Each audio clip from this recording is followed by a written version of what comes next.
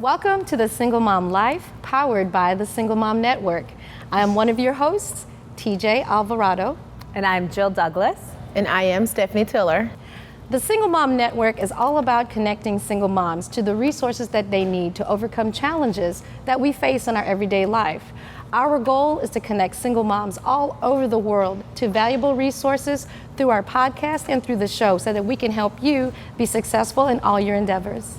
As always, we're always going to make sure we bring you guys excellent topics that most people are afraid to discuss, but not here at the Single Moms Network.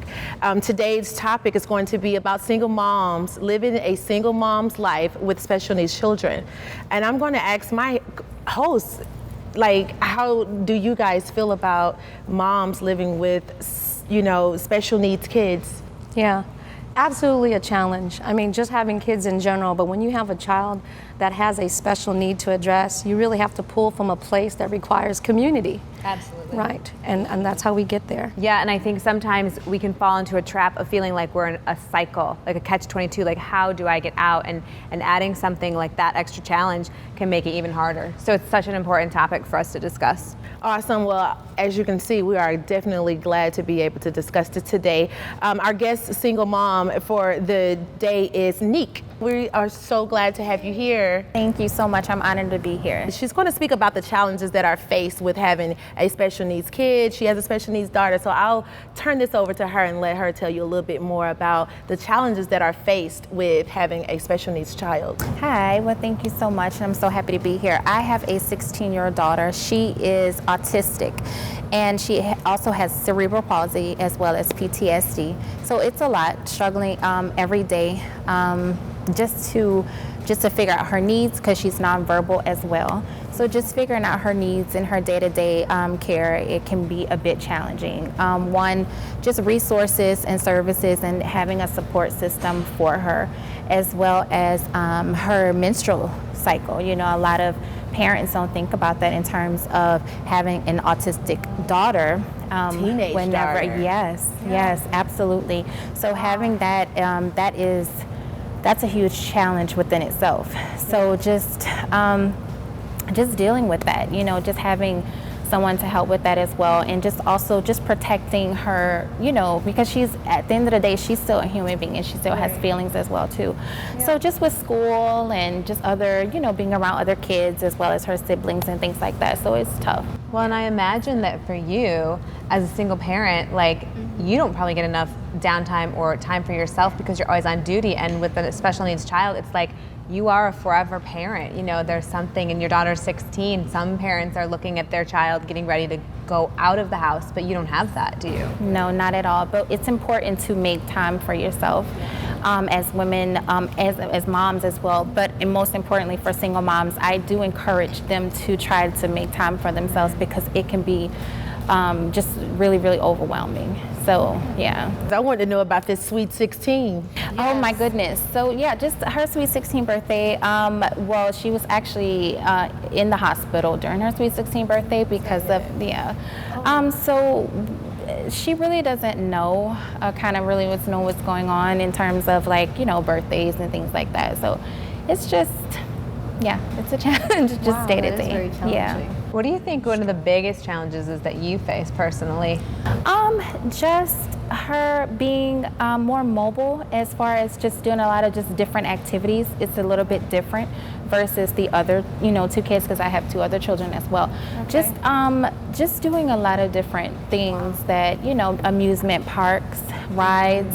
She's unable to do certain things, so it just limited as far as, just things we can do, activities. So.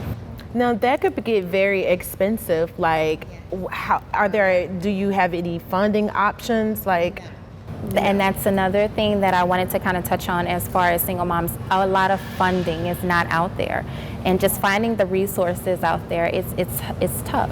So I can imagine, there's times when I had to do 3 jobs at one time just to be able to maintain and support. Okay. Yeah. What is one thing that you feel, being in your position as a community, friends, because I know it's not easy to ask for help, but what are those things that maybe friends or neighbors could maybe just do? It may not seem that significant to other moms, but for you as a mother of a special needs child, it would be a huge help? It would be just taking the day and just taking her, and bringing her, helping her. But you also, I have one really good best friend that has helped. But over the years, you don't want to also put strain on your friends. So it's good to actually partner with organizations and resources and things like that, and respite care and things like that, in terms of having that in place. Nice. Just so you won't put a strain on, family and friends. What would you suggest to other young parents, that have a special needs child and they are in the position that you are in now? I'm sure it's some things that you wish you should have done earlier on. What would be those suggestions to help them out? Get more involved in the community. Autism Speaks is a really good organization to be partnered with, as well as the schools. Teachers, just ask a lot of questions. I had to do a tremendous amount of research on my own, books and things like that I had to educate myself. Not only being her mom, being her advocate is a huge part. I'm an advocate. That's just, you adopt it. It just comes with the territory. So yeah, just getting more involved. You are an amazing person, and I would like to definitely compliment you on your vocals. You have this monotone. It's so calm and soothing. Is that a result of? Definitely. I can definitely say my daughter changed me. I always wanted to be a mom, but I never knew the challenge of being a special needs mom. So yeah, definitely. Well, you're doing a fabulous job. Thank you so much. Thank you, ladies. And we appreciate you being Thank here. you, and I'm honored, and it's a pleasure. Thank you guys so much for having me. So, as you guys could hear, there are so many challenges that single moms face. And there are moms that are not afraid to speak out about it. As you can see, we are sitting here and we're probably fighting back tears just having the conversation. But this is strength that you're looking at here. Again, this is Neek Martin here, and she's speaking about her challenges that she faced with having a special needs daughter. So moms, if you're out there listening, just continue to listen, because we have another guest coming up next, Mrs. Claire Dees with Autism Spectrum Support, and she has a word or two for us as well. Welcome back to the Single Mom Life, and we are so pleased to have Ms. Claire Dees, who's the Executive Director of Autism Spectrum Support. We're so proud of you and grateful for your community support. We understand you've been a part of this organization, first as a volunteer for the first, 17, 18 years? Go ahead and tell us all about your wonderful work. Thank you for having me today. So I'm Claire Dees with Spectrum Autism Support Group, and this is our 21st year. Okay. So interestingly enough, the way our support group started was a single mom came to the school system and said, I cannot do this by myself. I need help. Why doesn't the school system have a support group? And the school system, I have been very involved with, the director of the special needs program there. She said, I think it's a great idea to have a support group, but I don't think the school should run a parent support group. I think parents should. And the mom said, I'm a single mom. There's no way I could do something like that by myself. And she says, I know somebody who might help you. And she put us together. And we said it was a God thing from the beginning, because we just connected and clicked, and I had the administrative skills, she had the business plan. Our first meeting, we had over 100 people attend, and we said, no doubt there was need for support in our community.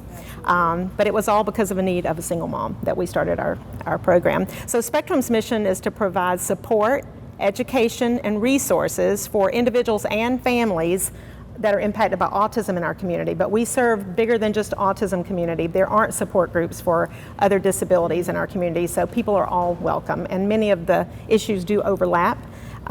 So we welcome anyone, all age and ability. We serve newly diagnosed, preschool age, all the way up to adults on the spectrum, and grandparents group, sibling group, dad's group, parents of preschoolers. It keeps growing. We now have a Latino breakout, all in Spanish, because we have a huge Hispanic population in our community. So what we've learned is we all need the support of one another, and that we're not going through this alone. So I probably get 4 or 5 phone calls a day, and out of those, at least 50% are single moms calling me for resources, support, education, any information to help them manage this life. So the very first thing I recommend is get connected with other people. But we provide summer camps.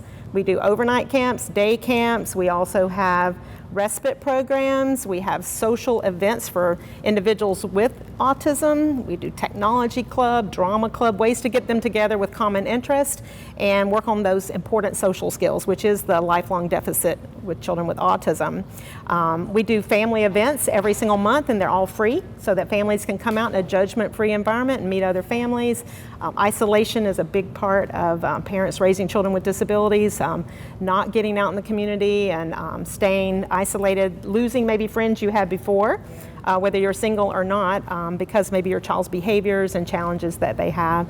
We do community education as well, so if a church or a school, a business, a theater, anyone who wants to learn how to better include people with disabilities and autism, we do free community training because we feel it's so important for people to be included in their community and not be isolated. So we love doing that for free. We write grants so that we can do that. And if someone has a church they attend and they don't have a special needs ministry, we can help them start that. Wow. I really encourage single moms in particular to get involved in anything in your community that can be inclusive, and churches are a great way to provide a little respite while you get some time for yourself. Anyway, that's a little bit about Spectrum and who we are. That was one of my questions. I was wanting to know, like, what specifics, that people can do to build that support system when they have special needs children. And you of course mentioned camps and different activities throughout churches and things like that. So that's a real gem. A lot of people are definitely going to take away from that, because I grew up in a family where I have 4 autistic nieces and nephews. Yeah, so I called my mom, who is definitely going to be tuning in to check out your site, and she's ecstatic. She's like, oh, she's a hidden gem. Her and I think Rhonda or someone, yeah. So I had a chance to look at that. But one of the things that I really wanted to know is, what advice would you give to those who have not fully embraced that lifestyle? Because it's walking into a different world to walk into an event where, of course, everybody is somewhat alike, but you feel different. It's new to you. I'm a new parent. I've never been a mother before. They've never been a child before. I don't know how to deal with a special needs child. I'm trying to cope, and these people look like they have it all together. What advice would you give to those that need embracing with the lifestyle change?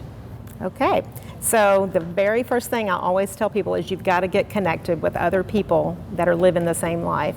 You're not alone. You think you are, but when you come to a meeting and you're at a meeting, we have 100 to 150 people there, you're like, oh, there are other people. And you sit next to other people that say, oh my gosh, my child does that too, or this is what we do, or did you know about this new therapy center down the street, or that the library has sensory-friendly Sundays. Learning those resources, often the parents are your best resource because they know what's working for them in the community. Parents know more than any professional. They're living it every day, whether they're single or not, actually.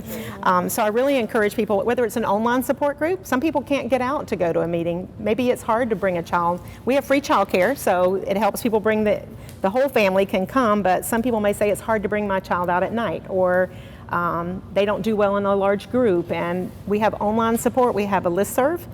We have a very active Facebook page. With social media now, you can connect all over the world. We have a following now from all around the world. It's not just Metro Atlanta now. And it's beautiful to see people connect and connecting resources all around the world. So I think that's the beauty of the internet. And you have to get in there. Neek referred to this. You have to get in there and learn the resources yourself, but the internet's a great resource now. You can get on the internet, you can look up all kinds of things. There are other Facebook pages. Spectrum has a very active one, but there are many other ones. Autism Speaks has great information out there. When my son was diagnosed 30 years ago, it was go to the library, check out every book, and maybe there were 5 books. Now you have the world at your fingertips with the internet, and so it's really easy now to do your own research. Become your own advocate. You are your child's best advocate, especially when you have a nonverbal child. You have to speak for them, and so you have to learn how to do that. I said, I am not a confrontational person. I am not an advocate. I'm thinking that's adversarial. And my husband's like, you have to learn to speak for him and others too. And I'm like, I can barely do him, much less take on others. But after I began doing that, it became my passion, because I said, this gives my life more meaning, his life more meaning, that I can share my experience with others. So you find many parents out there that are happy to share their tips, their resources in the community, and to fight that fight, to be an advocate. I learned you don't have to be adversarial, that it's all about knowing your rights, the laws, and the resources, and that's all available for us. I do say a lot of people become depressed and isolated, and it's like being a combat soldier, they say, on the front lines, a parent raising a child with autism. It's intense. And many times you neglect yourself because you are fighting the battles for your child and your family. You have financial issues going.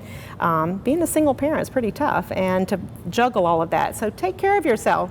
Have your nails done, get your hair done, ask a neighbor, a friend, a family member to take care of each other. There's plenty of respite programs, so find out about those. And financial resources are out there, so it's connecting and finding out about those. One of my favorite things to share is the financial resources that exist in our community.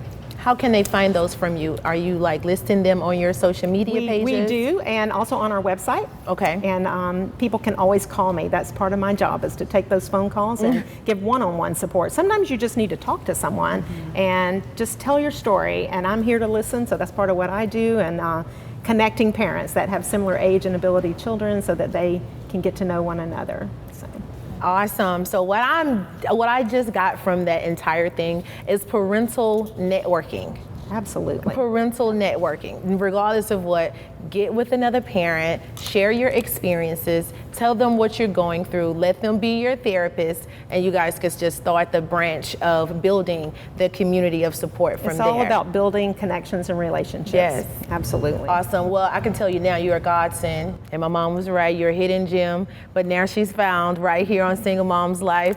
So thank you for coming. I really, really enjoyed everything. And for those that have special needs children, I think they would definitely benefit from your resources. Thank you for everything that you do in the community as well. Thank you for having me. So each and every show, we're going to give you guys our tips of the day. And Miss Claire, we're going to have you here as well during this. So just be thinking of a tip to give our listeners and our viewers and supporters. So today's tips are going to start with TJ. The tip that I have to share with each of you is to take the time to breathe. It's really simple and easy. In this fast-paced world, we often find that we think we don't have enough time, but really the time is there. If you take a deep breath in, count to 4, and then exhale on 4. And you can repeat that 4 to 5 times. You will find that your brain thinks clearer and that you can get refocused and do those tasks that are really priority and forget the rest. Less stress, do your best. Awesome. Yeah. Jill? Yeah, so one of the things that I would say is that when you're a single parent and a single parent with special needs children, I think we can tend to fall into something's wrong, right? Something's wrong with my family, something's wrong with my child. Nothing's wrong with him or her. He's just the way he is. And to come from that mindset, my family looks this way. There's nothing wrong with it, you know, and just keep bringing that in. Because to your child, really, nothing is wrong. Right. Until we speak it. Excellent. Yeah. Awesome. Miss Claire, you want me to go first, or you got this? Let me go. I'm ready. Go ahead. So one of the things I learned early on, they tell you on the airplane, you know, when you do the oxygen, you need to do yours first and then your child's. So you have to take care of yourself first, and that's my best advice. It's not the advice I followed when my child was younger, but I've learned how important it is to take care of yourself. Go get a manicure, join a book club, go work out in a gym class. Find something that you enjoy that's not disability related at all for you, something that you can do for yourself. And I'm going to add all of this in one thing. Write it down. everything that we do in life, we tend to forget because it comes on a whim. It's like, oh, that's a great idea. I wish I had a thought of that this day and that day. Guess what? You did think of those things this day and that day. Write things down. If you want to join that book club, you have to write it down, jot it down, whether it's on a receipt paper in the car. And this is realistically speaking from mother to mother. We're not just walking around with notepads all day and expecting to, do this in a orderly fashion. Sometimes you just have to, hey, that's a great idea. Let me jot this down on my hand really quick so that you can remember to do these things. If you know that you need to reach out to support groups and you're riding by and you see that billboard, jot it down. It's very important to see it. If you see it, you can believe it, not just think about it. Like, you have to be able to believe it. And when you write it down, it's something special about taking your ink pen, putting it to a piece of paper, that becomes black and white. You are the author of your own book. And you get to decide whether your movie that you write and create is going to be a flop or a box office hit. So one last time, I just want to thank you so much, Claire, for being here with us. It's been a pleasure to hear about your organization, so thank you so much. And until next time, you guys, you can find out more information about what we have going on our Facebook page, Single Mom Network. We do have a back to school event coming up, so definitely check that out. And I want to say thank you for tuning in to Single Mom Life, powered by Single Mom Network, where dreams meet opportunities.